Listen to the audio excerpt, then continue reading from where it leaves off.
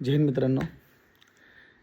सकाळचे 6:30 झालेत आता आणि 6:30 वाजता आज 27 तारीख आहे, 27 ऑगस्ट.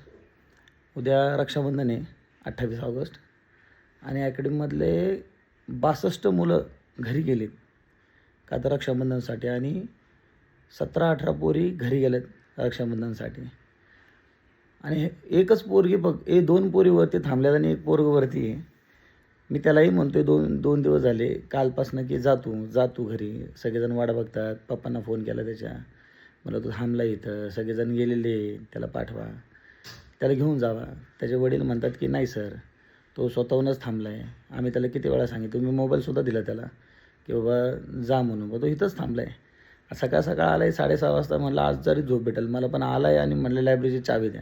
देवा, म्हटलं अरे तुला आराम नाही करायचं का? म्हटलं सगळ्या मुलं गेले घरी आराम करायला, रक्षाबंधनसाठी गेले, तुला काय झालं? तू आजच्या दिवस तरी आराम कर. म्हणलं जा आरामशीर 9 वाजता 10 वाजता. तो म्हणतो नाही म्हणतो सर. म्हणलं काय प्रॉब्लेम आहे? म्हणतो नाही सर म्हणतो, अरे पप्पाने लय डेंजर कंडिशनमध्ये फी दिली, माझी मम्मी काम करते, पप्पा काम करतो, मी नाही जाणार म्हणला. आणि नाही गेलो पोरगा, बसलाय लायब्ररीत अभ्यासला. म्हणलं व्हिडिओ काढतो, तर मला नको व्हिडिओ नको, भरती झाल्यावर काढा. ठीक आहे, बघूयात आता. जय हिंद.